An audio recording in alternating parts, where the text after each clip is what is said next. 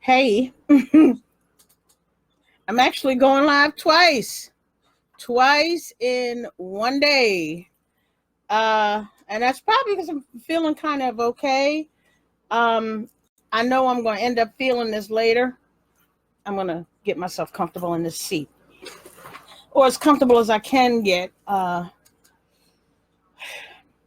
did another live video. I did that fourth one on racism, but I did the live on my formal page instead of this page. And therefore, all I could do afterwards was share it to this page. Not very many people then probably even knew that it was even happening at the time. So anyway, while I wait for a couple of people to get on, oh, Jesus, there's 6 people, 5 people on? I wonder why I can't see anybody. That's interesting. I used to be able to see people. I did want to point out, however,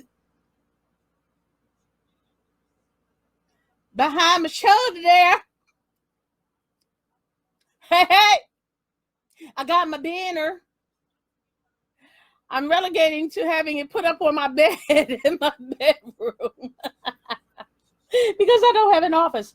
My house is tiny. I live in a very, very small house. And,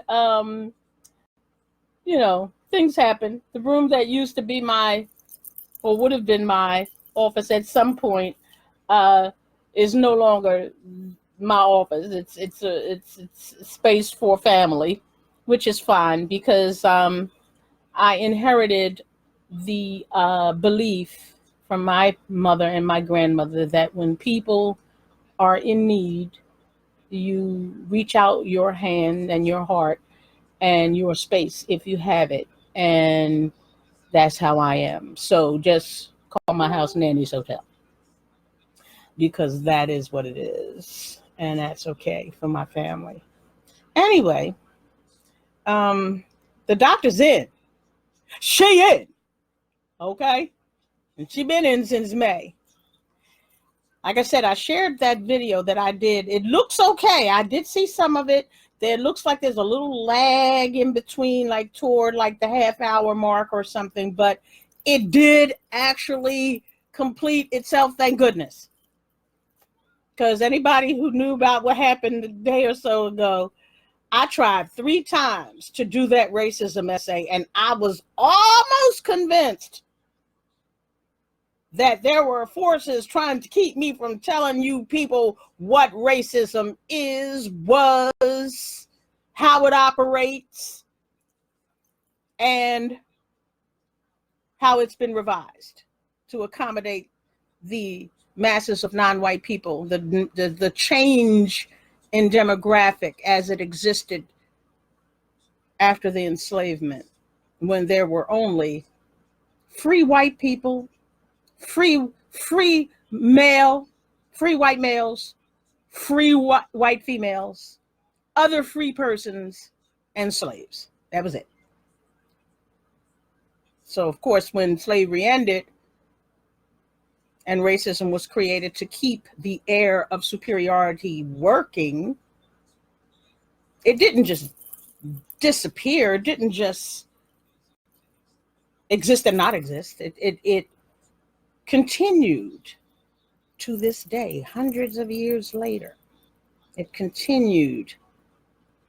And in so doing, it has found itself having to evolve and retool and reinvent itself, which is what it's done, to the extent where it is now only beginning to retool and reinvent itself yet again after the installation of Trump, because we no longer live in the post-racial colorblind era. That era is gone. That ship has sailed. That ship has sailed.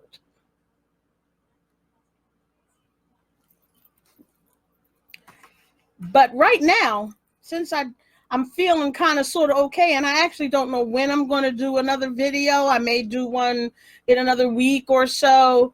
But while I'm feeling kind of okay and I'm not spazzing out and back ain't hurting, and I mean, back's kind of hurting, but I'm living with it, I had another essay that I wanted to read to you guys. But before I do, let me do a little housekeeping. Do share these videos. Do share the essays.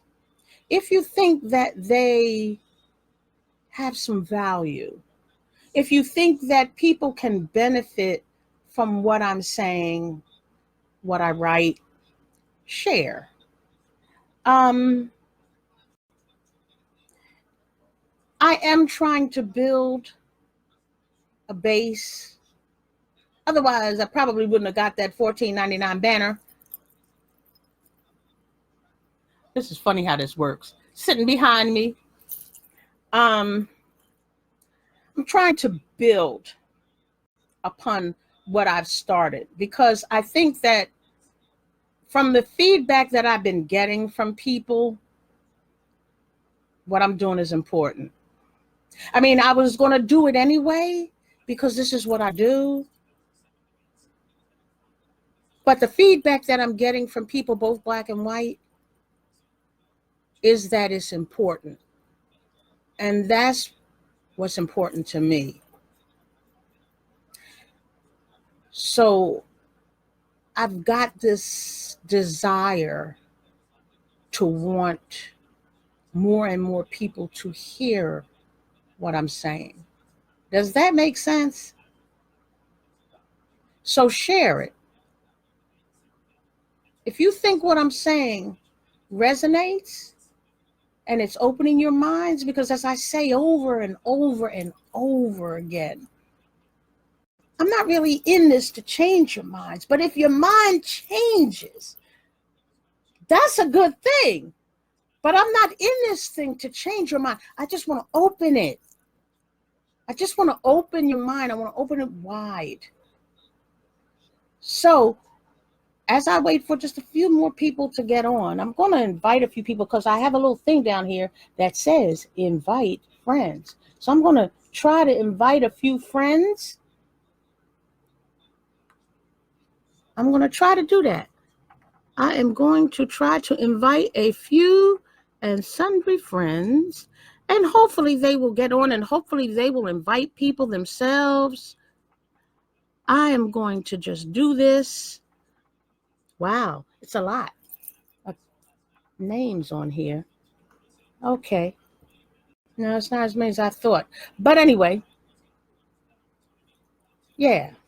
So I've invited the friends that are listed there. Hopefully you guys will get on and then invite people to listen, because I think your input is also important. So please feel free to comment. Let me know what you think, because that's the whole point of these things also, is not only for me to educate you, but also for you to think about what is being said and to create a dialogue. That's important. Dialogue takes thought. And that's what I want. I want you to think, and I want you to dialogue with me. Your comments are important. And I don't think any questions or comments are insignificant. They might not be very well thought out, and they may be brilliantly thought out. None of that matters. Okay? I want you to feel like you can ask me questions. I want you to feel like you can discuss this. If you want to do it in private on Messenger, that's fine too. I have no problem with that. I have a number of people who get on Messenger with me because they want to understand something that they may not have understood. And then, and as people will tell you, I break it down, and then they understand, and they may not agree, but at least they understand where I was coming from.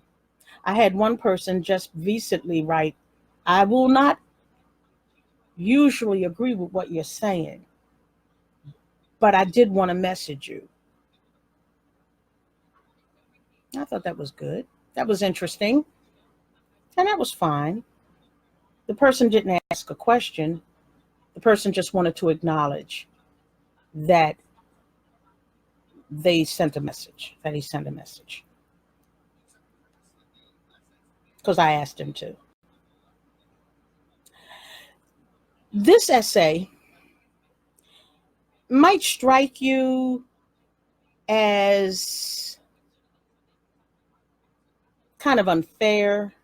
You may see this emotionally. This is a very emotionally charged subject that I'm going to be talking about. And you may perceive the way that I've written this essay as attacking what I'm talking about, attacking the entity that I'm going to be speaking of. But do know that I'm not.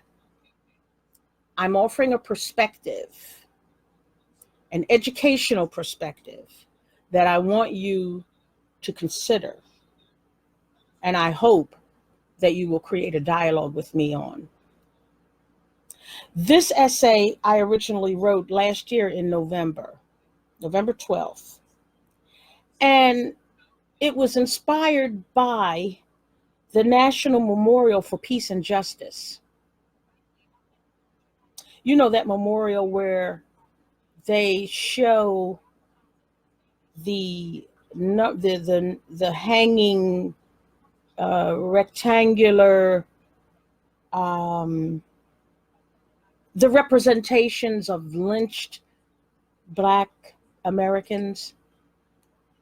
And they also have a sculpture there of slaves in chains. Very graphic, very disturbing. People come away highly disturbed. I mean, almost to the point of PTSD, I've heard and read. So I decided to approach this and explore it. This is an exploration in perceptions, and this is my perception. It is important to understand at the outset of this essay, to ensure that anyone reading it understands that I am not intending in any way to diminish the experiences of people who visit the National Memorial for Peace and Justice. It is apparent that there is so much to take in, breathe out, and digest. As is the case with most memorials meant to commemorate both the good and bad of America and her history, there are always honest intentions inside the genesis of both. But you know what they say about the road to hell? My grandmother used to say the road to, and my mother and the Duchess, the road to hell is paved with good intentions. That being said, I know the National Memorial for Peace and Justice is expected to be a very important memorial, as memorials to the fallen are usually presented. And I have an acute awareness of this particular history of Black America and why it is important to memorialize these atrocities. In much the same way that many of these expressions of goodwill have the best intentions, there is much truth to that adage that the road to hell is paved with them. Therefore, I have extremely ambivalent perspectives about this memorial. While I believe these atrocities must be documented and laid bare for the world to recognize, and I believe that the rectangular representations of the lynchings are an adequate visual for the devastation of human bodies without the intent to show the literal carnage. My issue is with the addition of the sculptures of the enslaved on a block with all the horror and demeaning quality and realism of a present day slave auction. To me, it's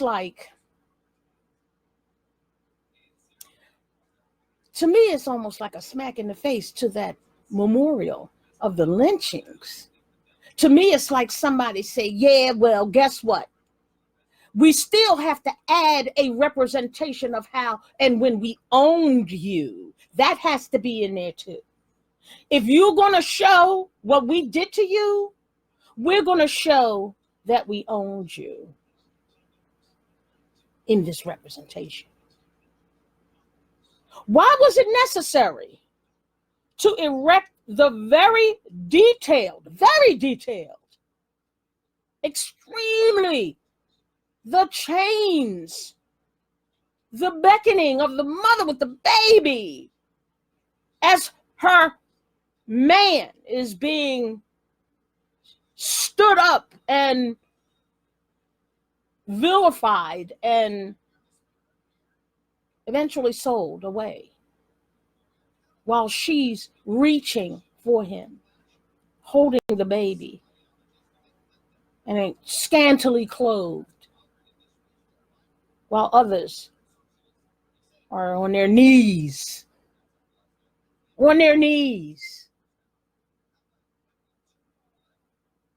Why was it necessary to erect the very detailed bodies of the enslaved in all their anguish and despair at the same lynching memorial?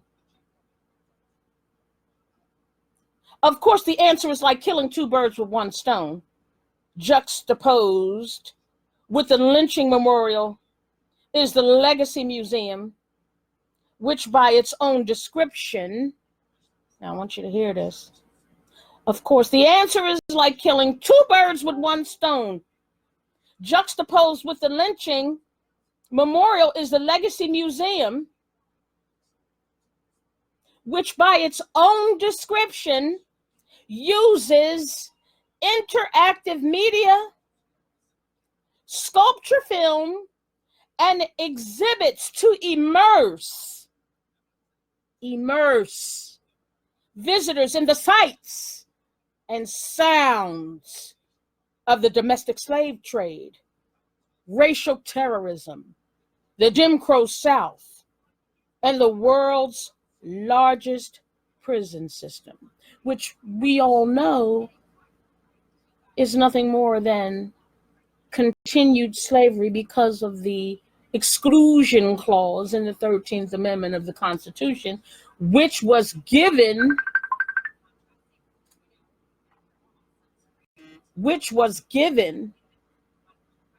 to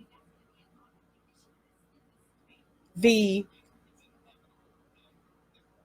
white people or white power structures, which was, the compromise of all compromises that were always given. There's so many compromises at our expense.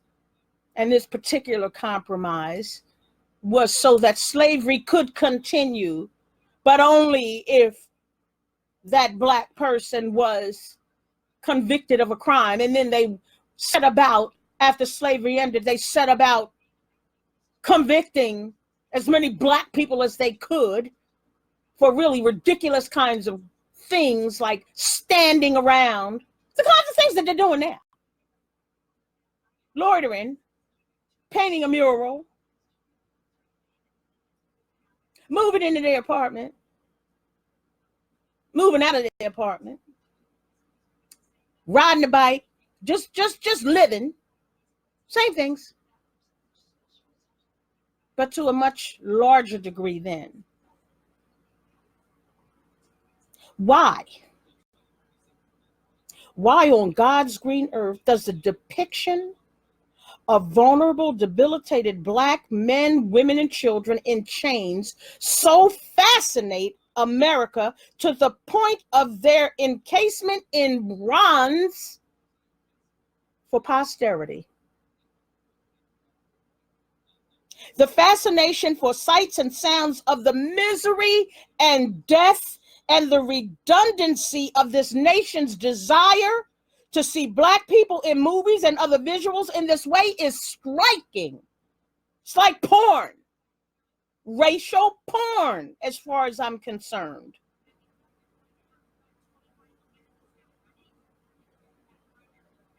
Was it not enough of a point to create the rectangular representations of lynched bodies, one by one, into the thousands? Did the long corridors and rows upon rows of standing and hanging, almost monolithic blocks do enough to represent the literal devastation of families, bodies, and generations of futures of Black people? Did they have to interject yet again, the enslavement of Black bodies, begging, chained, holding for dear life their naked babies in their arms for the edification of visitors and viewers of these lifelike statues, knowing all the while that for each depiction on that block, millions suffered even worse circumstances at the hands of white people. Bear in mind that the perspective I'm drawing here from viewing the photographs of the memorial is my own personal one, and more than likely not shared by any reader or listener to this essay. I'm sure what I'm saying is definitely in the minority as a numeric value this time. Anybody who's seen my video essay on minority majority knows what I mean by that. If you haven't seen it, get on YouTube and look at my evaluation of racialized words, minority, majority, and also my written essay. Do I have a written essay on that? No, I don't think I do. Look on YouTube. The Doctor is in. Look on that and you'll see that video.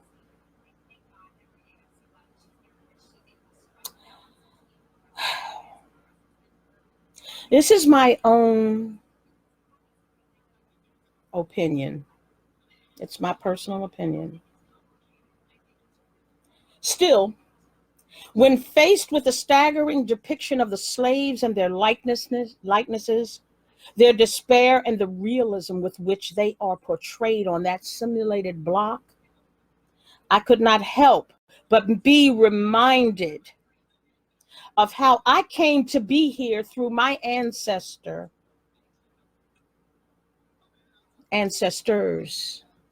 before Dicey, the only one that I know of. But there were ancestors before her that I'll never know about, because my ancestors were slaves. So I'll never know. It just so happens that our family did have a makeshift historian of sorts who knew about Dicey because of her mother, because of her daughter Cordelia, who was born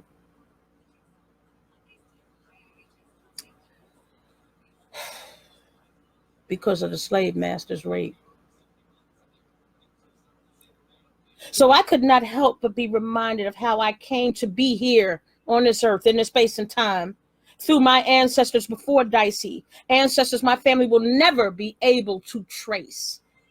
I also know that but for her constant and considerable rapes by the massa, my family on my mother's side would not have come to be. I wonder how many of my family babies were relinquished before my grandmother's grandmother was born. How many were draped in the arms of their mothers, begging not to have them taken away, sold off, or used as alligator bait. Be that as it may, funding being what it took to erect shrines such as these would suggest compromises as to aesthetics. Okay?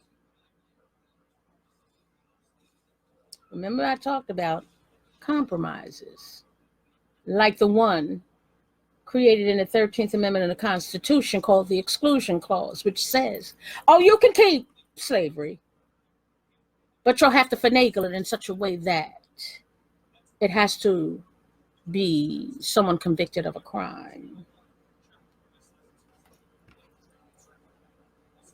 So they started arresting and convicting a whole lot of freed of the enslaved.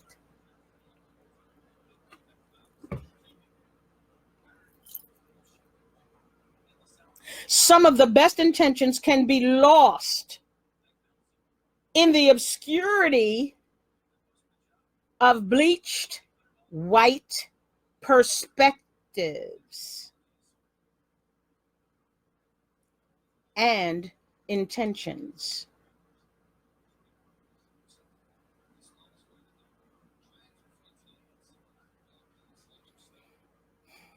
Indeed, in my view, erecting these realistic life-size sculptures of the enslaved, replete with each and every conceivable possible sorrow, etched in pain and encased in bronze, is like the serial murderer who relives with great detail and exhilaration their murderous rampages by enshrining them. The killers who don't just take souvenirs, but have the power and resources to create real and abiding perpetual souvenirs, the kind for the entire world to share. Just think about that for a second. While people are looking at these and saying, oh my goodness, yeah, this is what my families went through. Our ancestors went through all of this. It was just so terrible. And then afterwards, there's all these people that was lynched and everything. And then you got them white racists going, mm-hmm. See what we did? Yeah, we did it. And we ain't apologizing for it. This is what we did. But we going to make you think we doing you a big favor by erecting all this stuff. And you going to think that this stuff's wonderful because you're going to think that we really care. And you're going to think that we're sorry. But no, we're not sorry. We don't care. And we're going to enjoy this just as much as you did, but for all different reasons. You're going to look at this stuff and you're going to cry. And we're going to look at this stuff and say, yeah, make America great again.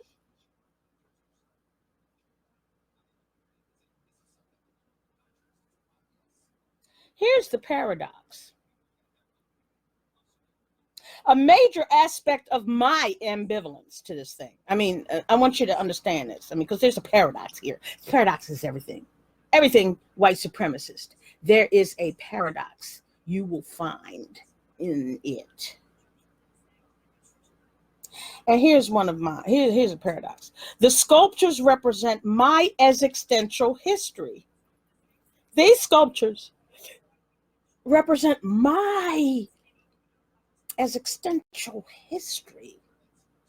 I got a stake in that shit. You understand? I got a stake in that shit that's out there on display.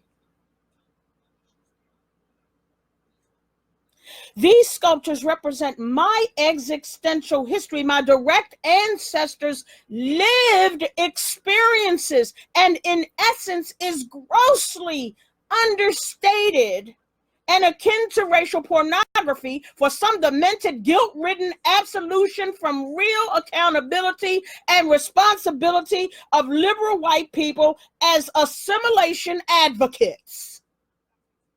Did you get all that? Let me repeat that for you. The sculptures represent my existential history, my direct ancestors' lived experiences, and in essence is grossly understated and akin to racial pornography for some demented, guilt-ridden absolution from accountability and responsibility liberal white people as assimilation advocates. I see it, and I am upset profoundly and utterly. Because this is not just some, what's the word I'm looking for? This is not just some, I can't even think of the word. Oh, God, it'll come to me one day, but today probably isn't the day. Abstracted came, thank you. Thank you, mind. I had to dig deep for that one. This is not an abstract. This is my reality on display for people. And not just mine, but millions of ancestors in this country. Now, while some may look at it and say, oh, yeah, I'm looking at it and say, y'all could have kept that shit. Now, I might go with the ones that you know, the dangling lynching memorial, but not the slave auction block.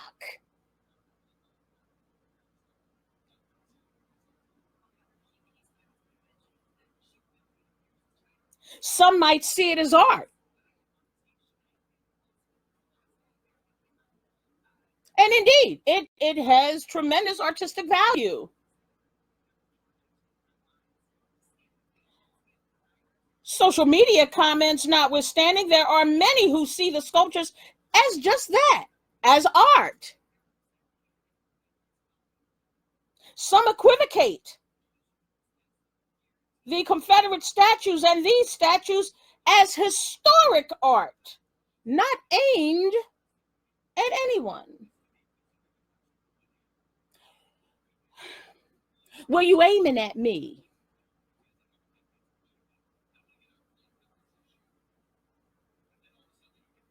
Sadly, however, both are aimed at me, whether for the sake of its value as art or as a reminder of having been owned by the ancestors of some of the very people who deny the continuity of its generational scars,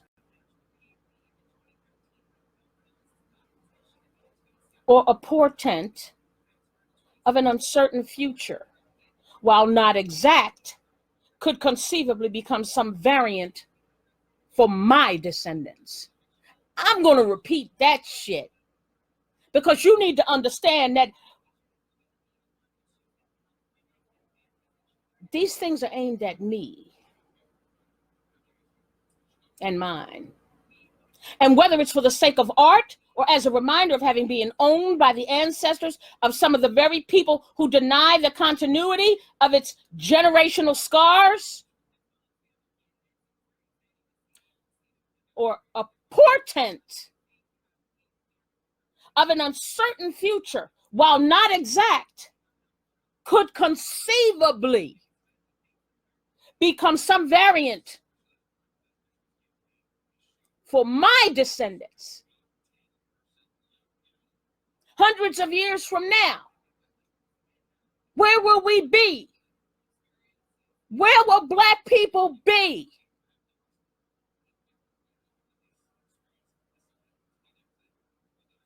Where will my descendants be? God, I'm getting choked up. I do that every now and then when things get real serious with me, because I need for you to understand some stuff here. Right now, we are experiencing in real time a change in the paradigm. Post-racial colorblind is gone. It is over with. Like I said before, that ship has sailed. But what we are entering into now, while it may seem similar to events from the past, trust and believe it is different. It is different.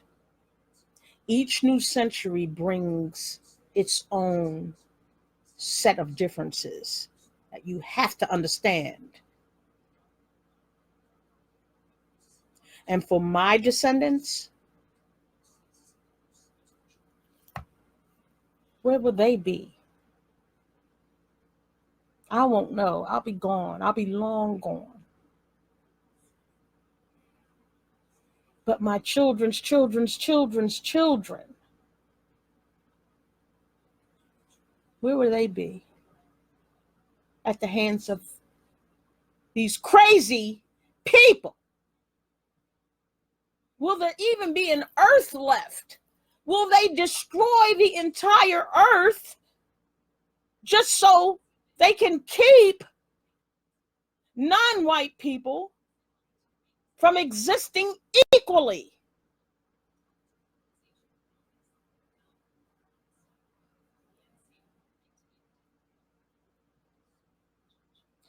All the more damning are Black people who might actually believe that these gestures are honest and forthright, when the very fabric of this country spews otherwise. I hope you're hearing me. It doesn't appear that there's anybody on this video, and it may be just a little too much for people, and that's okay. But if you think that what I'm saying might resonate, share it. All the more damning are Black people who might actually believe that these gestures are honest and forthright, when the very fabric of this country spews otherwise. Wrong thinking, perhaps? Herein lies the root of my ambivalence. See, look what we did. Are we sorry? Do we really care? Maybe, maybe not. The crux, America. Maybe, maybe not. I'm sure when taken all together, this memorial embodies doses of the profoundly sad and morbid nature of this nation's sordid history, and it will remind Black people for generations to come how many Black people were senselessly murdered, families destroyed and torn apart.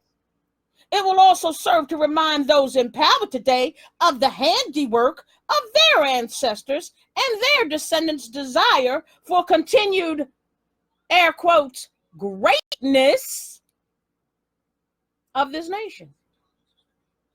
I am also positive that it was built for growth, in that as more deaths inevitably occur, more structures will be erected and raised high within the original and eventual additions to that lynching memorial.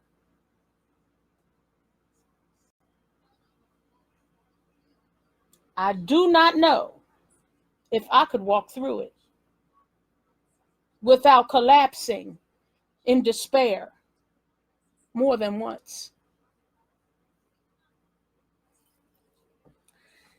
Which is why I won't go. That's one place I will not go. I'm not saying that people who did go are in any way bad or just whatever. I'm not, you go for your own reasons, and that's fine. There are people who think it's art. There are people who think it's good, and it is a good reminder. But you have to understand. If you understand and you look at life through the lens that I do, then you understand, because you see racism first, that everything, absolutely everything, is going to have that mark on it. Even art.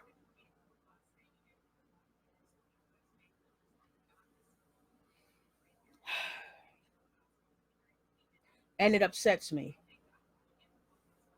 which is why I wrote that essay.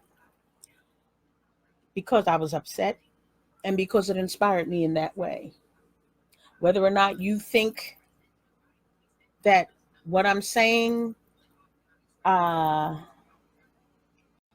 makes sense, it's completely up to you. I'm not trying to change your mind. You treat it as you want to. No harm, no foul. But that's the way I see it. It's exactly the way I see it. Because they don't do things for our benefit. They never have. Even when the idea is a good one. And the intent is honest. It's going to get stained. It's going to get marked. It's just the way it is. And unless and until it gets dismantled, it is going to be that way. And unless and until it gets dismantled, my descendants are going to be experiencing this. I don't know whether this video will, in years to come, turn into, how they created a mechanism whereby you could change VHS into CD or DVD or flash drive. I don't know where technology will take this video or even take Facebook, such that my children, my descendants of my grandchildren and their children will be able to look at this and look at me as some holographic kind of, look, there's Nana. Hopefully they'll be able to look at this in generations to come and say, wow, Nanny was really serious about this stuff. And this is the way life used to be. We're so happy that it went away and it was dismantled and that life is not like that anymore. Maybe they'll see that things that I was saying and doing contributed to educating people. Maybe people will say, well, you're doing the same thing. You're talking about the atrocities. All they did was make it physical, make it a piece of art. And that could be true. History's terrible. I just have to be suspect. I can't be anything but suspect when I know we live in a white supremacist society. As long as we live in this society, I'm going to be suspect. I'm going to suspect some motives. Okay? I'm going to suspect some motives. What was the motive? What was there an underlying intent? Was there a compromise made similar to the compromises of the past? Well, if you put that lynching thing up, then we need to put this, you got to let us put the slavery thing up so that we can show this to remind them that they were slaves. I mean, they know they were, but we can show them. We'll remind them that this is what they were before we did this, before this stuff happened over there in that area where the lynchings are depicted. We went from here to here. What I'd like to see, what I would have liked to have seen, if they were going to create sculptures of that, would be to create sculptures of them escaping, getting away. Perhaps a sculpture of a house with an arm stretched out, with a runaway slave with their arm stretched out, the family going to this house, this safe house. It's part of the Underground Railroad. That would have been nice to see as a depiction. Instead of showing the slaves on the block, they should have showed the slaves getting away. Instead of showing the slaves in chains and begging, could have showed them getting away. Could have showed anything else that would have been consistent with that time. But they didn't, because they wouldn't, and they won't.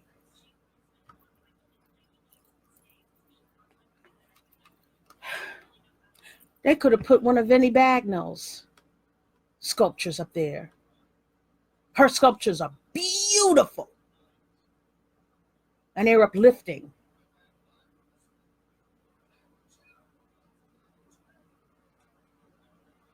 Their depictions are real and true to life. And then put that up there and put her work up there. That's what they should have done. That would have made more sense. But anyway, as of this juncture, I have been in this chair on and off for almost 2 hours. And unless I want my body to just collapse on me, I'm going to get off, because I don't really see anybody on here except for, I think there's one person. For anybody who has popped in, popped out for whatever the reasons, I appreciate you. I'm happy that you decided to pop by. I know I've said it till my face is getting ready to blow off. Share.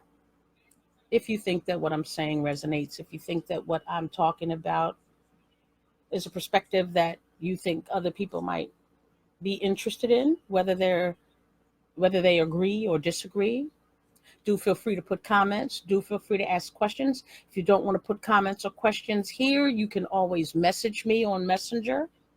Put your comment or question, and I'll be more than happy to answer it for you or break it down. If it's something you don't understand that I've said, if you want to argue with me, that's fine too. Because I have had arguments in both comment sections and on Messenger. The only thing I would ask is that you do not disrespect me and don't insult my intelligence. That is something I hold very dear. Call me a know-it-all, and you will get blocked. Because I don't know it all, but I know a lot. And I'm not going to apologize for it. I'm not dumbing down, and I'm not going to dumb down for anybody. If necessary, get your thesaurus out before you read my essays, because my essays are designed to make you think. All right? I'm going to get ready and go. And I hope you enjoyed the video. I hope what I've said to you makes some sort of sense. But like I said, if it doesn't, just say it doesn't. Say, listen, it doesn't make a damn bit of sense. Until next time, don't quite know when that will be. But if I am so inspired to write another essay this month, I will give it the accompanying video essay. Or I might decide to put another essay on like I did today of something that I did prior to this year. Love you. Keep your thinking cap on and keep your lenses on. Dr. Cindy is out.